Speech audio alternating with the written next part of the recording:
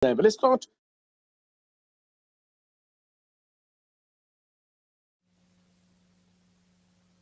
Tiz the Law has the lead at the top of the stretch. It is Tiz the Law in front with 3/16 to the finish. Tiz the Law has a 4-length lead. He's left the others behind. Live from the backstretch at historic Saratoga Racecourse, this is Racing Across America with Seth Merrow. Racing Across America is brought to you by Pennell's Restaurant, a Saratoga tradition since 1922. 284 Jefferson Street, Saratoga. Just minutes from the track. The new Capital OTB wagering platform. Bet any place, anytime with the new Capital OTB wagering platform. CapitalOTBBet.com, the premier wagering site in New York State. And the Clubhouse Racebook. Can't make it to the track? Make it to the Clubhouse Racebook. 711 Central Avenue, Albany.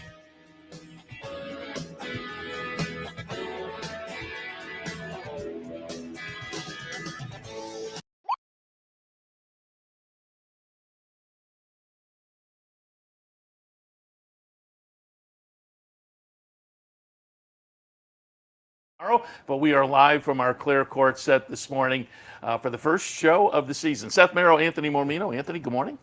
It's like in college football, they call it week 0. Yeah, exactly. So we're day 0. Where we are, day 0. Unbelievable. Another season upon us. Beautiful day right now. Hopefully it'll be similar tomorrow. But 40 days just about to get underway. And so many thoughts. I mean, all of them good thoughts. It still amazes me, Seth, that since we're same age-ish, that it's been far more non-24-day meets by far than I enjoyed 24-day meets. It's almost to the point where it's like a 2-to-1 ratio. I had about 15, 16 years of the 24-day meet, as a that I can remember as such, because it ended, the last one they had was 90. So I was 27. I'll be 60 on Sunday. And I've had, guess that the math tells me about 33 meets of not 24 days. Yeah, I mean, but it still seems like a 24-day meet to me. Well, youth. It's still kind of thought of the August place to be. That was the phrase for a long time. And I still think that's stuck in people's heads to some extent too. But it is far from that now. I mean, you get a week and a half of July and then boom, track is underway. If right you can tell, our family just came back from the Outer Banks, our usual vacation. And starting a couple years ago, I don't know which year, I want to say 2019, the year before COVID, I think we opened on July 11th. And I said to my wife when we're, down there, I said, when we come home, I relax on Sunday. And then on Monday, usually the PPs drop. This year, I think they dropped on Sunday. That's also, I think you're right. David Aragona got the morning line up pretty quickly. I've had my work done for opening day for a day and a half. And that's another change. When I was a young man with a driver's license, I would drive the advanced edition on Tuesday night, because in those days we opened on Wednesday. I would drive down about 3:30 in the morning to downtown Troy. There was a place called Night Owl News. And if you don't know Troy very well, it's a lot of one-way streets. Well, I would just park my car. It's 3:45 in the morning, and the guy would have to break whatever they call that tab on it, and I'd be like, go home, the advanced edition. So that was Tuesday morning. Now we got 72 hours to get it done, which is great for what we do. The advanced edition, and I had Tony Kalo on a couple of weeks ago, and I don't know what got us on the subject, but we were both reminiscing the old broadsheet. And you'd spend the day at the track, and you'd be in a dress shirt like this, and you spend the day at the track. The print. And most of us have white shirts, excluding this for me today. And it was just lived on your right hip for it. And it would be now, if I have the time, I could bring in advanced edition broadsheet tomorrow. I think I have a couple around too. I have far more than my wife wishes I had. And then, now how about this? Shows you how this works. It's been 31 years that the East Coast edition went to the tabloid. Oh, wow. That's amazing. Opening day 92. I would have guessed maybe 20, No. something like that. Opening day 92, and I think I have that edition. Yeah. Now, as a guy who spent time in the West Coast, I was familiar with the racing form being in a tabloid edition. I think the East Coast edition was the only one that was broadsheet. I think even the Midwest edition was a tabloid. But it's been 30 plus years, and now we got the booklet. But it's been over 30 years since the broadsheet went away. Yeah, that's amazing. Yeah, but there are 40-year-olds out there, Seth, that have no idea what we're talking about. Oh, that is amazing. I can understand teenagers, but there are 40-year-olds old going, what are Mormino and then you throw Merrow into that what was printed in the broadsheet. People would think it was rudimentary if they looked at the PPs now, as compared to all the stats and whatnot. Well, that was largely the influence of the Racing Times going out of business brought more change to the form in like a year and a half than the form had changed 20 years previously. I mean, it just really pushed them in so many quick changes, except for the mud marks. They were ahead of the curve on the mud marks. One of your favorite angles. But there are 40-year-olds that are going, these two are drunk at 10 o'clock in the morning. None of that has happened in my lifetime. But that really, and I'll tell you what, you'll remember this. This blows people's minds. I remember when Sunday was the dark day. Yeah. They'd be and who gives up a weekend day? But Sunday was dark. They loved that in Vermont because Green Mountain was the whole on Sunday. I have to admit I never made it over there. But that was because Great Barrington Fair. No, but I did Northampton. Because it was the last race of Zippy Chippy. Oh, so you're a modern Northampton one. Yeah, that used to be the old Marshfield, Northampton, Great Barrington, the Ferris. We ended here, and like 3 days later. What do you go 0 for 100? Was that the thing? And they stopped running them. Yeah, and I think at one point he definitely was because I have a picture. So let me get this straight. But I think he went off as the favorite. You've been to Northfield, but you haven't been to Santa Anita. You've been to Northampton. Well, that's a small list. I was at Albuquerque Downs before I was at either the downstate tracks. And now I've obviously hit all of those, but I was. That's how life works. Find yourself in places. But another meet underway, obviously. Mother Nature, very important. But the racing, I don't think much is. I'm usually kind of person that's right in front of you. Not much has changed, right? It's kind of the same schedule. Nothing happened of note. The purse structure is about. I mean, some of the stakes moved around, whatnot, but nothing. I did see. What I did see was, tell me if I have this right, that the Personal Ensign now is going to be run on Friday, which had become New York Showcase Day, but it used to be run on Friday. And I remember when it used to be run on Sunday, and it was called the Morris, and they canceled it one year about 35 years ago and ran it on an exhibition on closing day. But I think I saw the Personal Ensign has moved to Friday, the day before the Travers, where it had been before. Yeah. Where, by the way, I scored on Miss Shop winning about 25 years ago at a big price. But so is it not New York Breeders' Day that day? New York Breeders' Day is going to be the Sunday. The following day. Day after. I remember that was Forgo Day when Groovy beat Turco Man 37 years ago. What else you got? Well, I'm only kidding. Much I could rattle off. I was gonna bang through some of the things we can look forward to here. Please do. And help out handicapping wise too with the leaders. Go back and take a look at last year's leaders up here and who's coming in hot, who's rolling in hot, coming off of Belmont.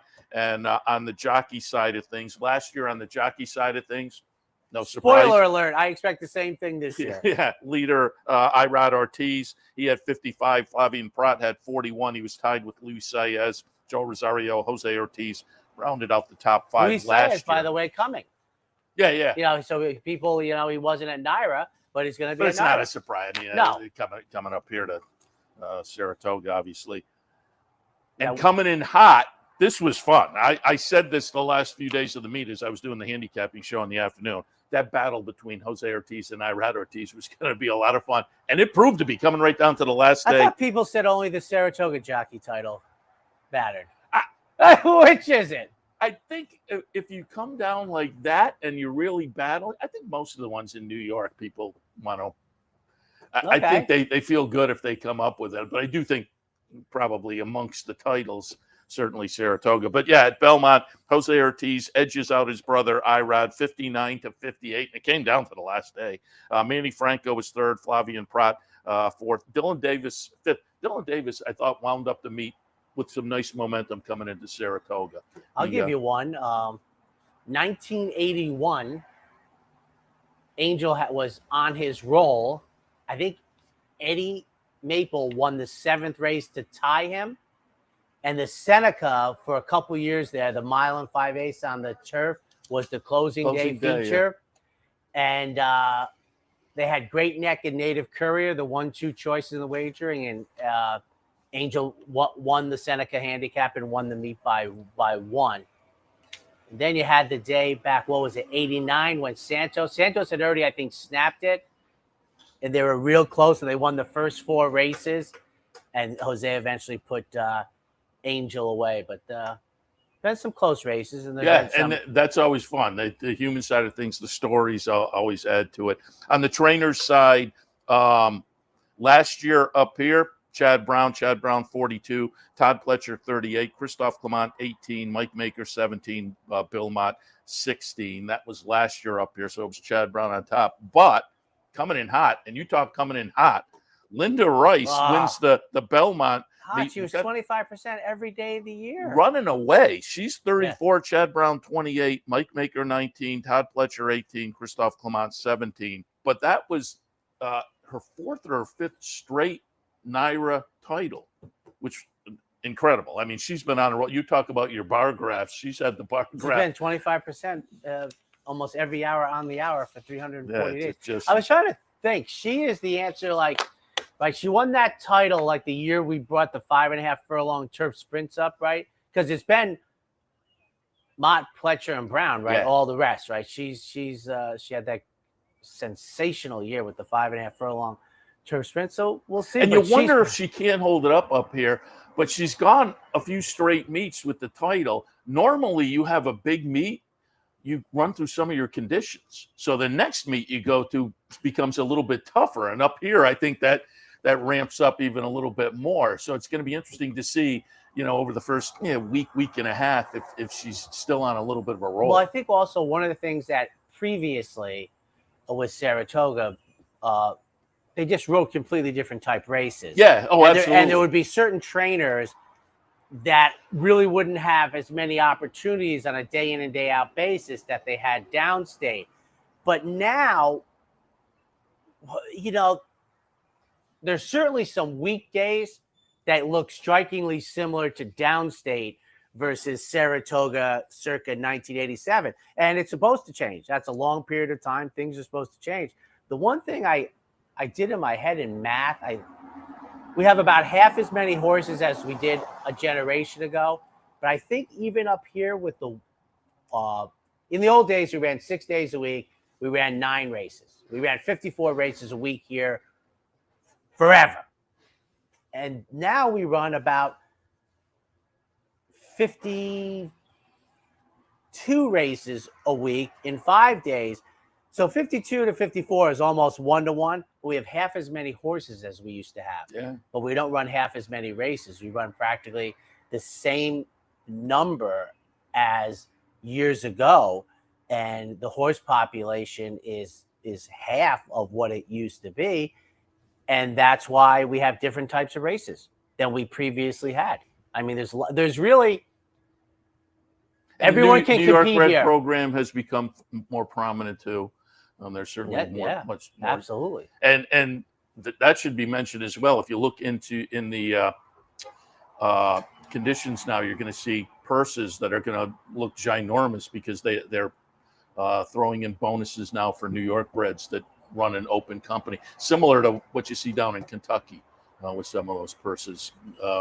Vis-a-vis the Do they still Kentucky have that Reds. bonus where you break your maiden at Belmont as a juvenile and you win a stakes, you get huge Oh, money? I don't know. Or did that go That's away? a good question. I think that went away. Yeah. I think it did. But that was when they were really trying to get the 2-year-old program at Belmont better supported. Yeah. Because, you know, Everybody's you waiting look for at opening Saratoga. day, you look at the Schuylerville on opening day, Gary Contessa has a debut runner going in it. And we have, I think I'm right, without every horse but one. Gary's at 0. I think one horse is run twice and all the rest are second-time starters. Yeah, that sounds right. I mean, it's just completely changed where, you know, they debut at Saratoga and go on to the Breeders' Cup. Yeah. Let's take a look at some of the what we anticipate the highlights every year up at Saratoga.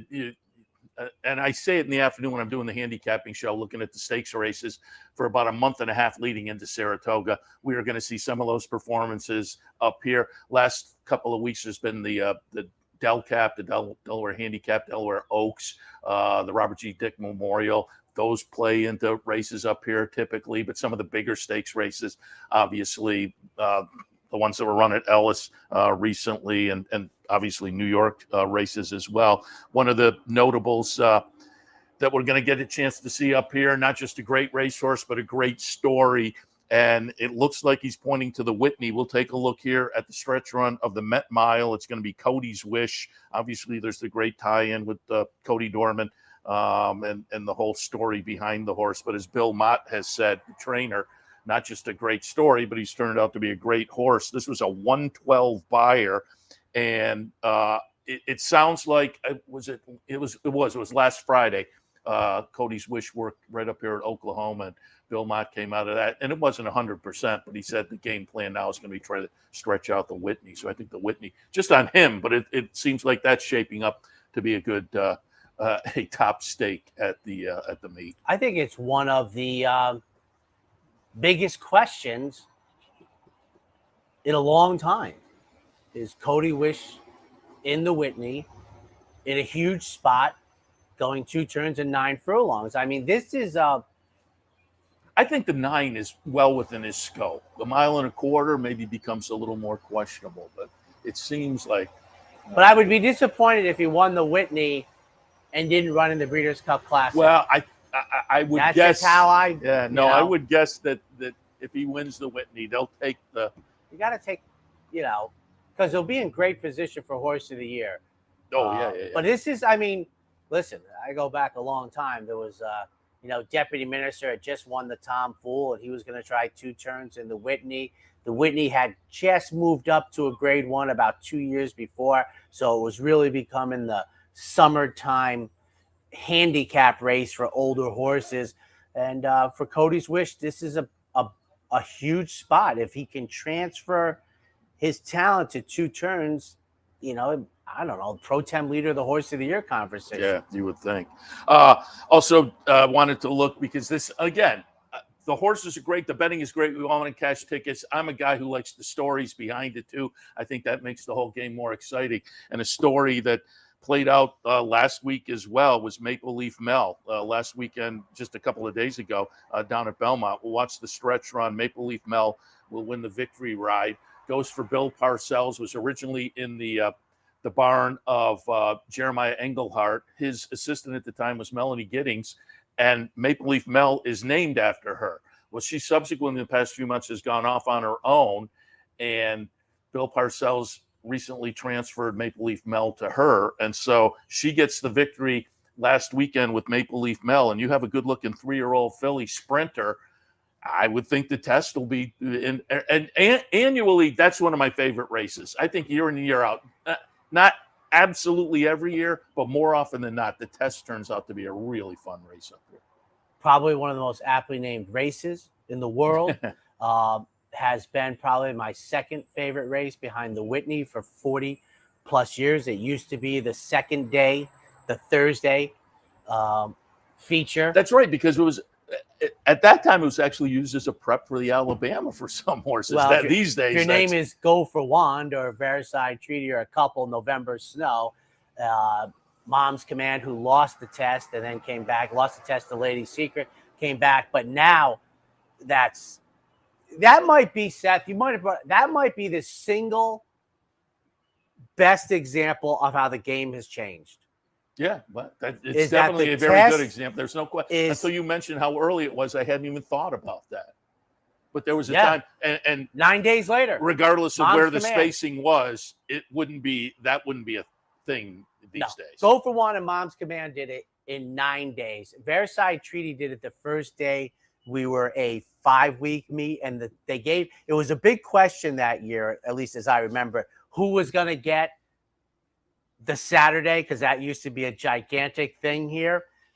And it was the test. So I think Versailles Treaty did it 14 days apart, which we would obviously consider that a huge accomplishment today. But that's probably the best example. I'll give you one. When Lady Secret won on Thursday and she beat Mom's Command in 85, she wheeled back in 8 days and beat Olders in the ballerina. Well, because that's obviously the daily double now is take on Elders. As I'm thinking, though, moving away from Saratoga, the best example would actually be Met Mile to Belmont with Woody. I mean, it's the distance, and it was 5 days. Yeah. I mean, it's one of the great, remarkable things. But what I was thinking was how the game has changed, that, you're not testing yourself for the Alabama. That's the whole idea. Yeah, but I don't even know if somebody's now it's the premier 3-year-old Philly sprint.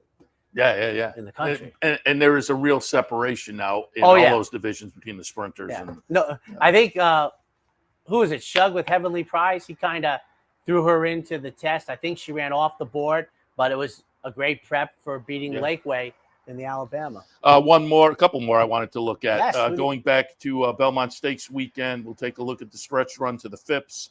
I've liked Clairiere throughout her career, but I will say the last couple of races, her performance in the Apple Blossom, where in a short field she was up against it pace-wise and ran them down there, but she ran big to run them down in the Phipps as well. And now she comes in off a couple of really good Grade 1 victories, and it looks like they're pointing potentially to the Shoe V and the return of Nest as well. So again, I think we're looking at another great stakes matchup. Now here's an example where it doesn't drive me crazy because I know I'm right and they're wrong. If Clairiere and Nest meet in the Shoe V, it's a Grade 1. That's just how it is. I mean, but I don't need the Graded Stakes Committee of North America to tell me. I'll give you another example. Years ago, Blind Luck and Havre de Grace in the Del Cap as a Grade 2. And I'm like, well, if you think that's a Grade 2 because somebody else said so, you're lost. Yeah, I would have no problem. I mean, I get why they do it, so people can point towards a certain grade. I get why they grade them far ahead of time, but I would have no problem if races were graded afterward, or somehow another grade something, because you're absolutely right. It goes both ways. Some of them are, you look at a Grade 1, it's like, oof, that's sheesh, and some of them go completely the other way. But yeah, you're right. One more I'll hit on. Obviously, the big race every year up here, the Travers. Going to take a look at the stretch run to the Kentucky Derby. It's going to be Mage getting it done. Lines up running third in the Preakness, but now getting set to come back. I think the Travers. I've said it now for a few weeks. We have a summer coming up that is going to have to define the 3-year-old class. The Haskell, the Jim Dandy, the Travers, and Pennsylvania. Somebody's got to step up, though, right? Doesn't so? Unfortunately, I think optimism of youth. I think it could have been 2 Phils, but unfortunately, he retires. He looked great a couple of weeks ago. But we'll see. The Travers, and again, maybe It'll Jim be the Dandy biggest question this year. What was he doing in the Ohio Derby? That turned out to be his last spot. I think they were just looking for a spot to get him back and prep for the step up against the big boys again. But, Forte, Arcangelo, it's going to be verifying. Looked pretty good the other day. He might have stepped back. I'm going to tell you something. I mean, not because he was my Derby pick. But I think Disarm is in a position to make it muddier. There are the clear horses like the ones I just named, and then there's kind of that second tier who can clearly step up with a couple of wins this summer. What happens if they only get one? Well, then you're right. Then it is still undefined, and somebody will have to do something in the fall. But yeah, because at this there point, is no fall. There's Saratoga and the Breeders' Cup. Yeah, you're right.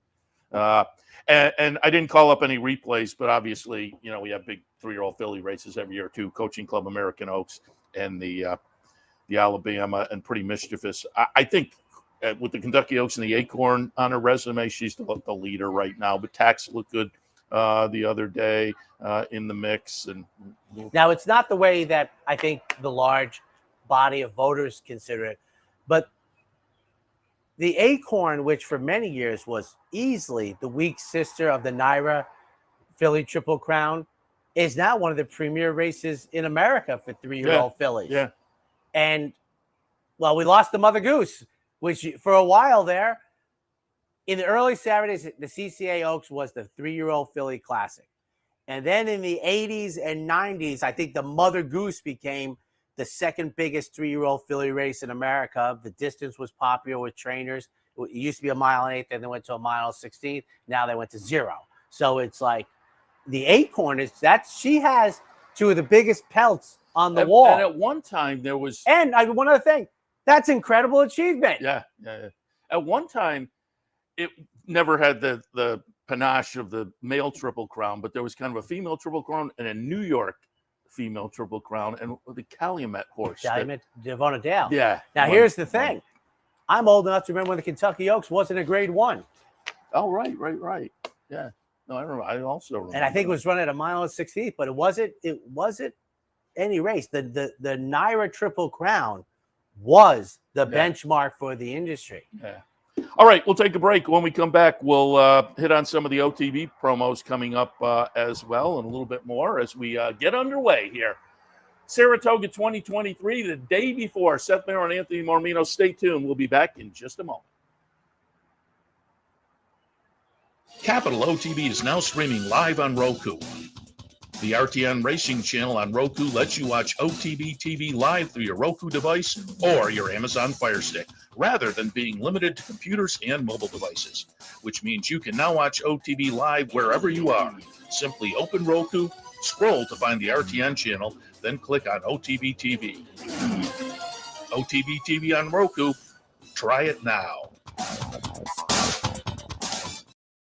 Find great racing content on the HHH Racing Podcast. Each week, host Howard Kravitz and regulars Paul Halloran and Pete Visco preview, review, and handicap some of the biggest races from across the country, plus regular visits from the sport's top trainers and handicappers. Find them on YouTube, live Wednesdays and Thursdays, and replays anytime. Learn more at hhhracingpodcast.com and check out the very successful weekly Power Picks at Patreon for the team's picks, plays, and handicapping info. The Clubhouse Racebook is the Capital Region's new home for racing and sports. 25,000 square feet of Vegas-style action with live wagering on the best horse racing from around the world. 260 flat-screen televisions and state-of-the-art wagering terminals. So don't miss out. The fun is only minutes away at 711 Central Avenue, Albany, just off Exit 5 of I-90. And don't forget, if you can't make it to the Clubhouse, you can always wager online 24/7 at CapitalOTB.com. At Capital OTB. Take advantage of the Bet 100, Get 100 sign-up bonus. Details at CapitalOTB.com. Saratoga opens July 13th, and we're loaded with events. Entries open on the 12th for the Play of the Day bankroll. 50 team members will split the winnings placed on the season-long Play of the Day, and there's a new team every week for the Sunday Saratoga Show Pool. And enjoy Summer at the Club. Events all month long, 711 Central Avenue in Albany, the Trifecta Challenge, Play the Board, Prize Wheel, Double Promo Sunday, and more, all coming in July at Capital OTB. As you saw there, we are loaded at OTB. July, you saw July, and I'll hit on some of July, but really the whole Saratoga season. Entries are going to open today at noontime, noon-ish.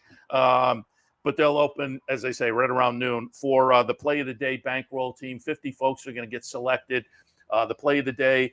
Anthony and I will be doing the handicappers report every morning, and either Steve Bick or Kevin Cox will have a play of the day. $100 will be wagered on that every day during the meet. Bankroll team splits up the winnings at the end. So entries for the team will open today online, capitalotb.com. Click on the promotions link and Hopefully look for the they're not a year late form. with Steve Bick. And I think it closes, next Tuesday. So you have a few days to do that. Thursdays at the clubhouse, something going on at the racebook pretty much every day. So if you can't make it up here to the track, swing by the racebook, 711 Central Avenue in Albany. Thursdays, the prize wheel, go down, and folks are randomly selected to spin the wheel throughout the afternoon. Fridays, we'll have the trifecta challenge down at the racebook. Saturdays, play the board contest, and Sundays, a double promotion with the exacta board and the match bet. That's all happening again throughout the month on those days down at the clubhouse racebook. Friday, the bounty bet returns. Play the late pick 5 at Capital OTB bet for your shot at the bounty. I believe there's over $1,900 up for grabs. Friday, it's also entries open for the show bet pool. That'll be a new team every week. So go to the website. Friday, I think that's probably a noontime open too, but check Friday, put your name in, team will get randomly selected by Sunday morning, and then I'll have $100 to play on 5 races, five running shots. That's not as easy as it sounds. I've said this before. It's not nearly as easy as I think people may think. And I've told a story where we used to have a group. We had to run the whole card. And we did it a couple of times. But it was gigantic. I mean, it got so big. One year at the end, I told these guys, because I'd done the math in my head. We were going to affect the odds? We were going to affect the odds. One of my lifetime goals. And they're like, "Are you kidding me?" I said, "Yeah." So I said, "Look at the pool, what our ticket is." And we disbanded it after 8 or 9. We didn't bet the last one, which we would have had, by the way, but we would have affected our own pool. It's hard. My point is, Seth's mountain is a lot higher than you might think. I had a great result 2 summers ago.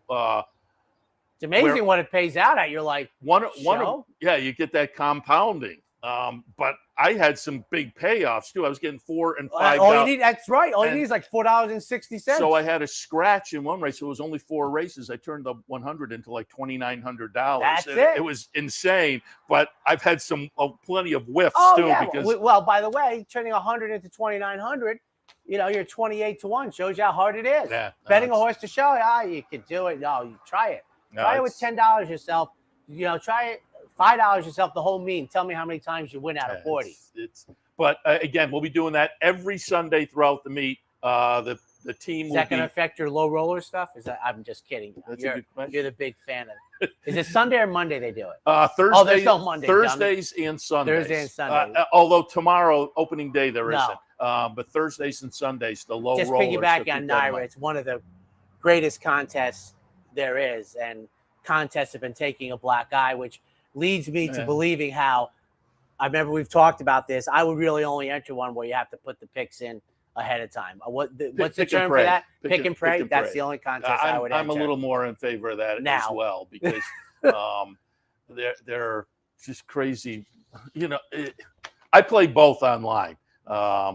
And I tout people to try contests. And we have contests through Capital OTB. There's a tourney bets link on our website where you're playing against just other people, OTBs in the state. And that's a lot of fun. I think it's weekends mostly. But I play various places online.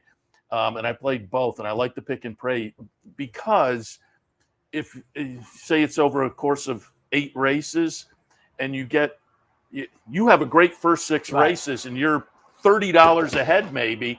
And now, I love Eddie Olczyk. I want to know if he liked that horse at 9:30 in the morning.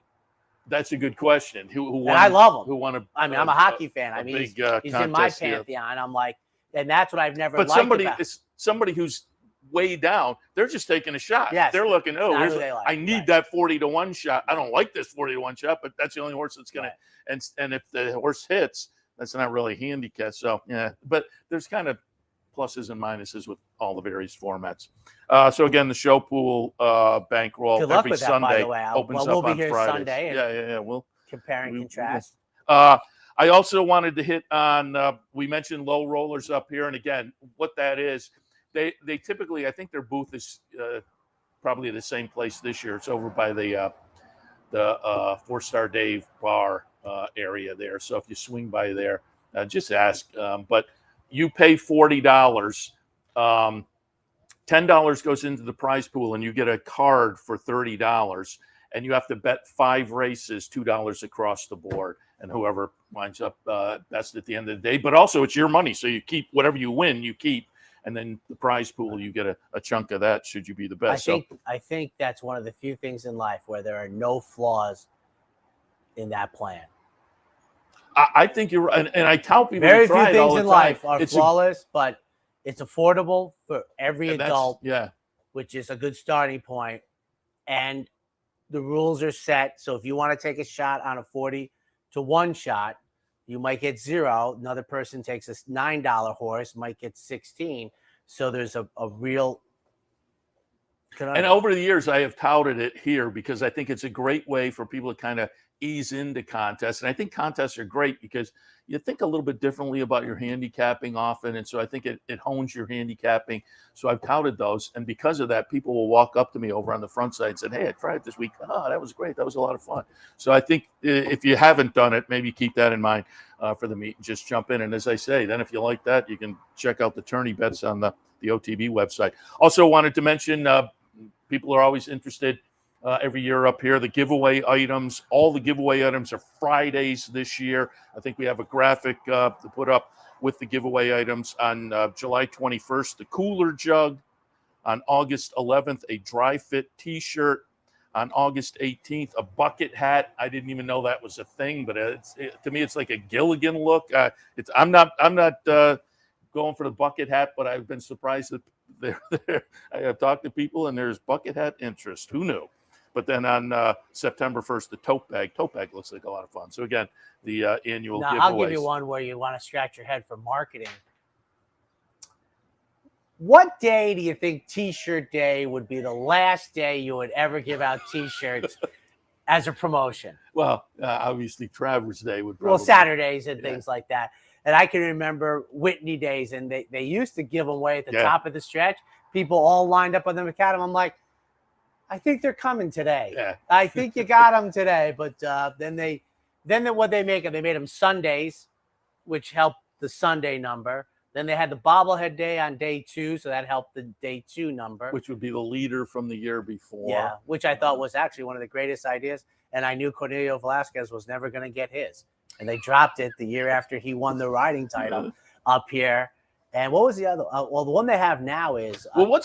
I think you're the one that always brings up like what may go down as the worst giveaway. No, I mentioned it because everybody else feels that way. Oh, okay. I loved it. Now, it's not applicable now. What he's referring to is 92, late in the meet. That was when they ran the Whitney at the back end of the meet. They had the Rand McNally map. People threw them everywhere. I still buy maps today, even with GPS. And my wife called me out one time, and she was 100% right. She goes, I don't mind that you bought the same map last year, but the fact that you bought the same map at the same place bothers me. It was the first rest stop in Maryland coming back from the Outer Banks. I said, Denise, that's a good call. That is ridiculous that I bought the same state of Maryland map at the same rest stop. But people hate it. I'm surprised they even sell maps anymore. They do. I am surprised too. I mean, years ago, I will tout one of the great map companies in the world to me.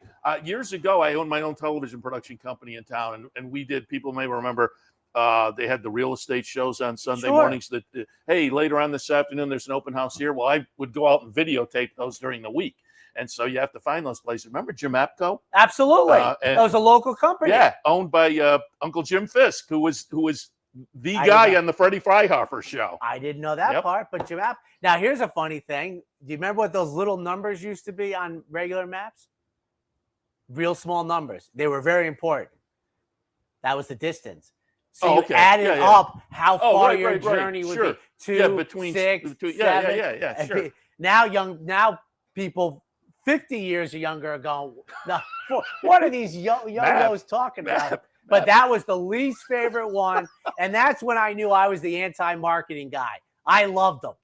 Yeah, it was a booklet, man. They threw them. Oh, it was ugly. It was ugly. Yeah. That was the year after they did have the greatest one ever that they should bring back.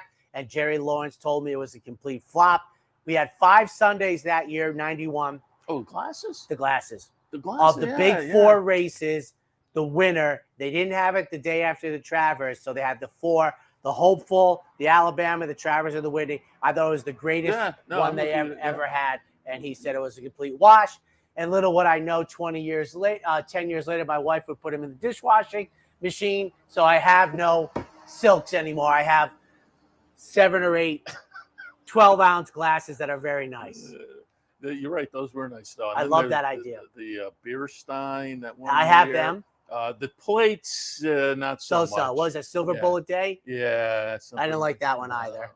But Steins were great. I have them. They're right on my desk. The tote bags, this year's tote bags are a little different. The tote bags I liked were a little more like small gym bags. This one I think is. I thought the tie-in with the. I did think the tie-in with the bobblehead was great. It was the jockey, and then the Silks would be the leading owner. Yeah. And even though they weren't the 1970s bobblehead, I thought they were awesome. And I also should point out, if you can't get the theme here, I love things that have, like, there was a tie-in, like the glasses, the big 4 races, the bobblehead. You achieved something, and your reward was next year you got a bobblehead. And I have my collection, including the 2 Angel Corderos. I paid a kid at WNYT $20 for the purple one. I have a Todd Fletcher sitting on the counter in my kitchen. I have that one. Yeah, I'm sure I have the other ones too. I just cleaned out a storage. Well, I know the hardest one to get if you don't have it? The Edgar Prado one. Go on eBay someday. Your eyeballs will jump out of your head. Who, just if people aren't aware, just announced his retirement just recently. They had a little ceremony down at Gulfstream. So, yeah, wish him well in retirement. He hadn't ridden in quite a while, but he came out and said, it's not worth it anymore trying to keep in shape and not getting any rides. I'll give you my favorite Edgar Prado thought, besides such a nice man. So Mig gets hurt. Now, this is just the story. This is 99. Mig gets hurt near the end of the Belmont meet. The story, as I heard, is John Kimmel, who was one of Mig's big, calls up Prado and says, listen, if you come up here, you'll have mounts. I guarantee you I'll ride. First week, Edgar gets either 1 or 0 winners. At the end of the meet, his ROI was $3, including that. I'm not kicking, including that. He was so great, the final 80% of the meet from an ROI. I've never seen anything like it. Yeah, and if people aren't, again, Saratoga always brings in new people, and we maybe have tuned in by people who, don't remember a lot of the stuff we mentioned. But if you're new to the game, you might not even remember Edgar Prado. But go look up his stats. Barbaro. He was a very talented rider, and again, wish him best in retirement. Also, new up here this year. Looking forward to it. We'll have him sit in here. We'll have him sit in here with us at one point. New up here. Frank Miramati. Looking forward to. Frank's great. I've known Frank for years and years on the Equidaily website. I used to link to some of his calls, and he would do kind of novelty calls at some of the smaller tracks he was at, and he would get in touch with me. And so, what I love? I've known him for years. He's going to be fun up here. What I most love about Frank is one of the things that I am very envious, in a good way, if that's possible. I'm not sure the full definition of envy, but he held on to his dream. Yeah. And I have the utmost of respect for people when you get to be middle-aged and he got his dream job, Santa Anita, after not getting his dream job.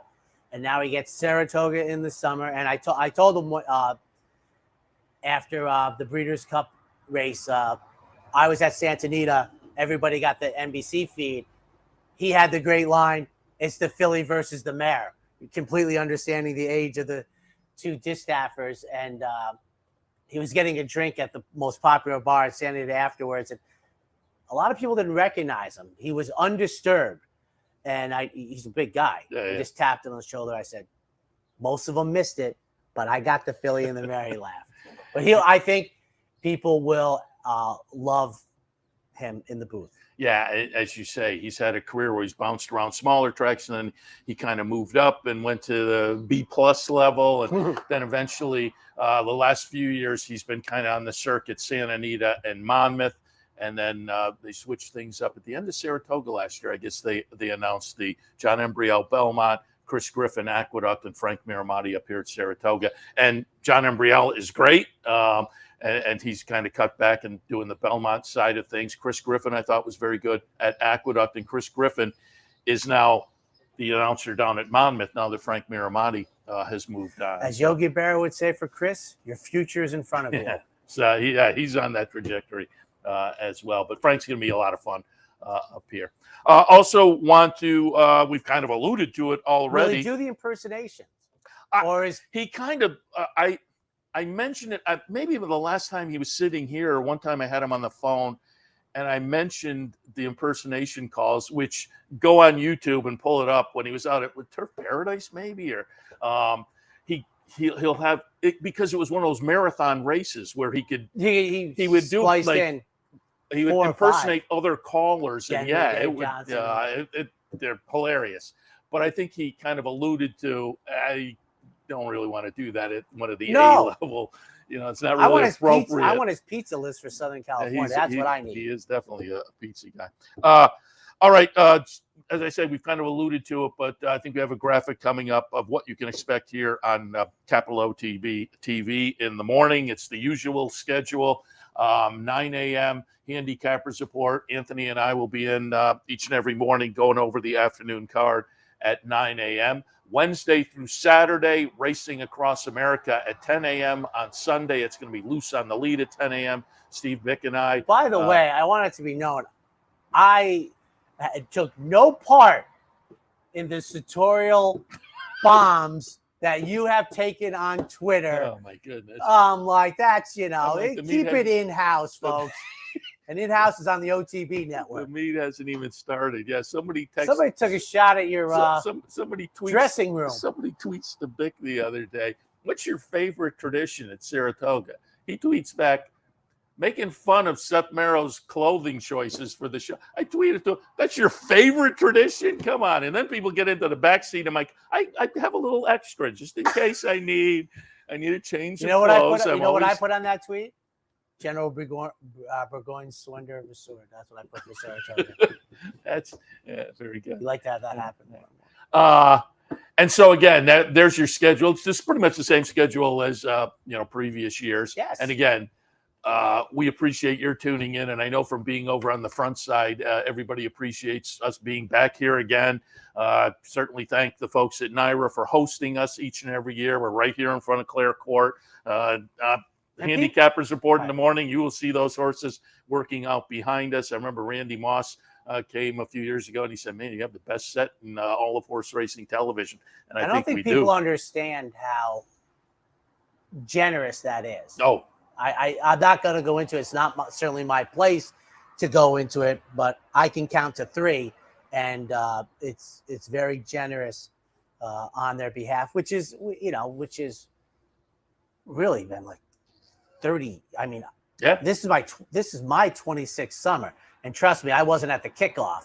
So I was telling somebody, and I said it's been decades, but I'm not sure. I mean, for a while, we're going back to Mark and Mike, and that was great. Tom and Nick, and then there was the New York City OTB had their hour in here as well. I mean, it helps the sport. It's great TV, but they should understand how generous it is on NYRA's part to so again, really make us feel at home, literally. Yeah, and we do obviously very much appreciate it. We have this moth is really enjoying opening crazy day 0 too. Yeah, he's making most of his TV time.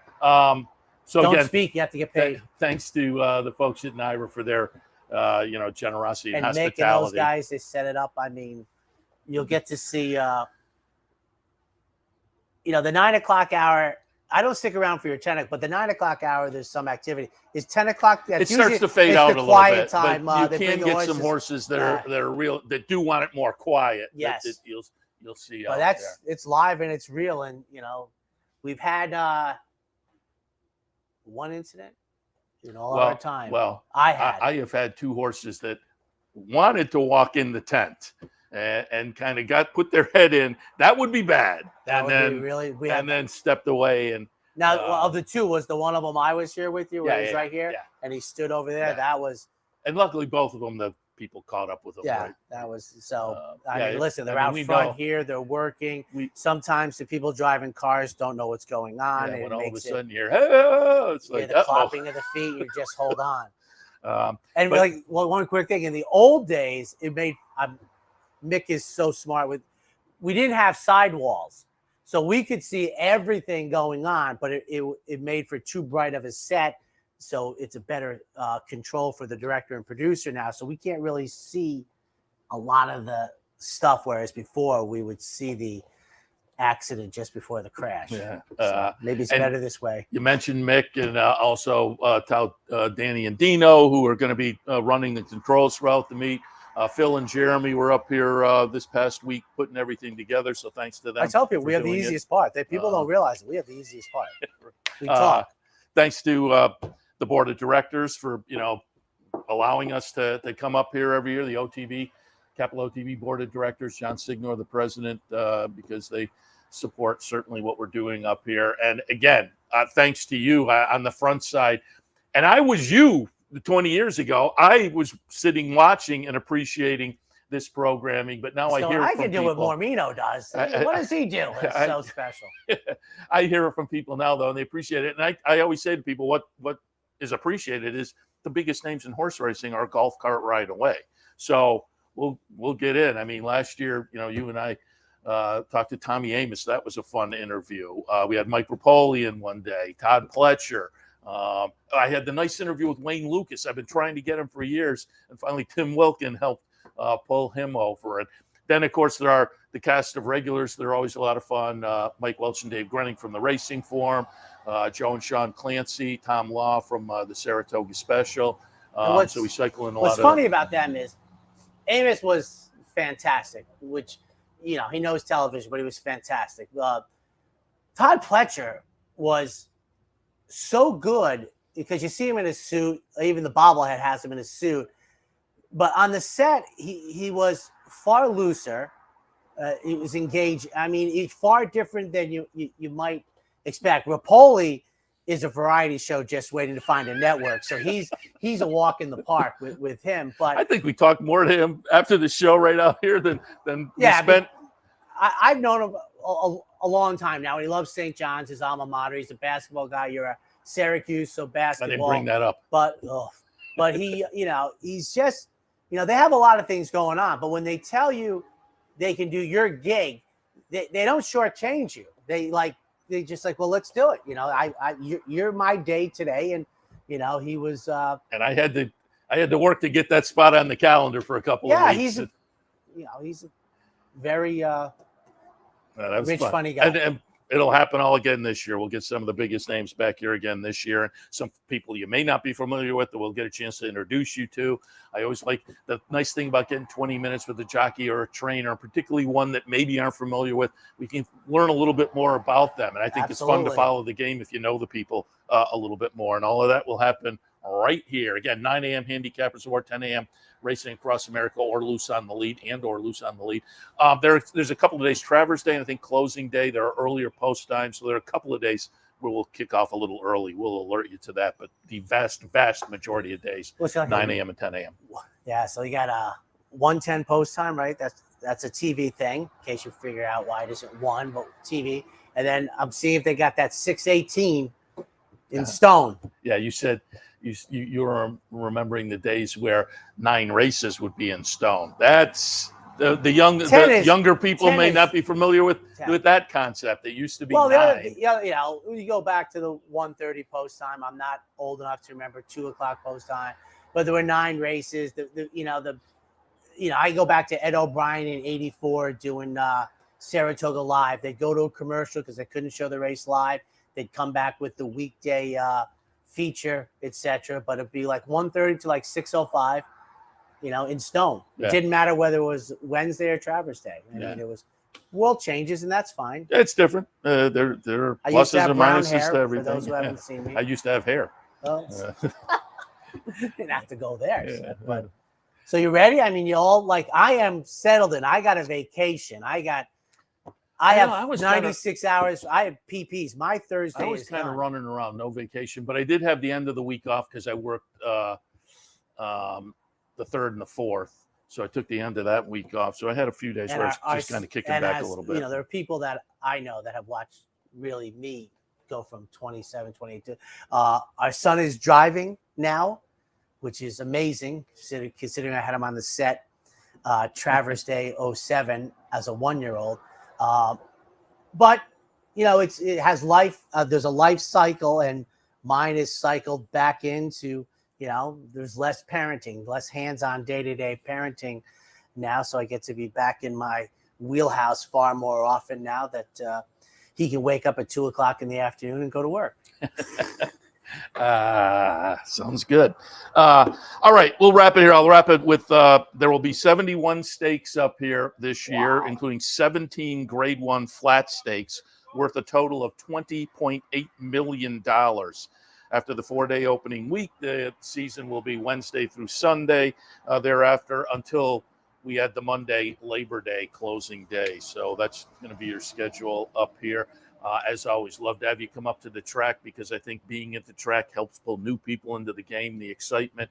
I tell people if you've never been up here, come up just to come and people watch and pick a couple of your favorite numbers and have fun. I guarantee you'll have a fun day. If you can't make it up here, or it's a rainy day or a hot day and you want to be in the air conditioning, look up your local branch, your local Easy Bet, or stop by the Racebook, 711 Central Avenue in Albany. All right, gonna wrap it up. Anything else? No, I feel fresh and fit on the eve of being 60 years old. It's my sister's birthday. It only gets better. I'll take my 20s, but I'll take it. It'll be my sister. It is my sister's birthday on Thursday. My sister, my youngest of 4 older sisters, my brother and I are the 13th, 14th, and 16th of July. We'd like to thank our oldest sister, Mary Ann, for making that happen, as she is an October 17th birthday, and we're pretty sure Dad was. I was. My point is, the 3 of us are born 9 months after our oldest sister's birthday. We think there's a connection. I was. I have. When is your birthday? You never say it. January 18th. All right. So 2 siblings were May and 1 right at the beginning of June. But so I'm a little skewed. But I'm also 7 years after my next. And so slightly a surprise. Slightly surprise. Change of life. But I'm looking forward to it. I mean, it's great. And I'll tell you one thing. I don't imagine what the guys, mostly guys, but some gals that do what we do, public handicapping, what it was like before. Because I'm expecting before I lay my head to rest tonight, I'm going to have Friday's card done. And that's always my goal, is that Friday's card done. We kind of alluded to it with the first race on Monday. It was totally different. And that's for the 40-year-olds and under. You don't know how lucky you are with pull up stuff online, watch replays. I mean, one of the things we don't bring up was, and this was an innovation, the replay center, where you walked up, you said to the guy, I want to watch this race, and he would stick a tape in. Do you remember about when that began? I don't. 88. Yeah, I was going to say that was new technology. It had about 5 TVs on it. It was a Pentagon. You hand them. I would bet $5 and a Pepsi. It was 1988. That sounds about right, because as I say, that was kind of a new development. But now you watch that stuff online. You pull up the PPs. It's watch on your phone, walking to get a hot dog. Yeah. All right. That's it. We'll wrap it. Tomorrow morning, 9 a.m., handicappers report. Swing by the website. I would expect the one sheet will be up a little bit later. And I'll be working on that. I already sent mine in. Yeah, and I sent your stuff to the TU. Oh, I didn't mention TU this year. As always, you can pick up the TU. Our selections will be in. Brian Natto's Matrix will be in. I'm going to have stats of the day, a play of the day. Weekends, we'll be doing a charity bet. Are we on a 3-year winning streak or 2-year winning streak? It's at least 2. That's a good I've only been involved in the 2, so I can't. But that's a good question. And you will be chasing your second solid Saratoga. What you missed? You just terrible last week. It was you only missed by. Still, I only missed by a little. 6. Yeah. So, But we are on 55 weeks. but I was going to say, but you're now going to expand the multiple week positive ROIs. So check out and see if we keep that up. But again, you can check out the Times Union every day. We'll have selections in the green sheet. So that'll 4 be a lot of fun competitors, as well. 2 of us, 2 of them. And then inside there'll be a one-on-one, which is the one that we keep directly for Capital versus the team. And it's usually pretty competitive. Gets down to the last week. I remember I told you the story, right? It's 2 years ago, the first year I was on the team, blackballed apparently, was lifted. So I said to Seth and I said to the guys at OTB, I'm like, listen, it's going to happen. Arlington's going to close. I got to go. So I did Jockey Club Day here and left at 2 p.m. I get into Chicago. I'm pretty sure I could wrap it up for our team. We were going to, and Maxfield won the Jockey Club, and I think that won it. But yeah, so it's a lot of fun. That'll be fun as well. Are the opponents announced yet? I'm not sure. Okay. No, that's a good question. I don't know. So we rotate. Yeah. At Capital OTB, we have a rotating stand. Yeah, it's going to be Mike Callahan, our president, John Signor. You have a couple of days. I think Mike has Wednesday. I have Thursday. Boss Man has Friday. Do you get Saturday and Sunday? Saturday and Sunday. All right. Be extra good on the weekends. Yeah. No pressure. All right. We'll wrap it up. It's been fun. Hopefully it's been fun for you as well, as we've gotten things off to a start here. Day 0, as you say. Tomorrow, Yes. day 1. We'll kick it off at 9 a.m. handicapper support, 10 a.m. racing across America. Looking forward to it. Hopefully you are too, from everything I've heard from people. If you're watching the preseason show, you are dialed in. Absolutely. All right. Seth, Merrow, Anthony Mormino, putting a wrap and a bow on it for this first day of television broadcasting live from Saratoga. We'll see you tomorrow on 9 a.m. handicapper support, 10 a.m. racing across America.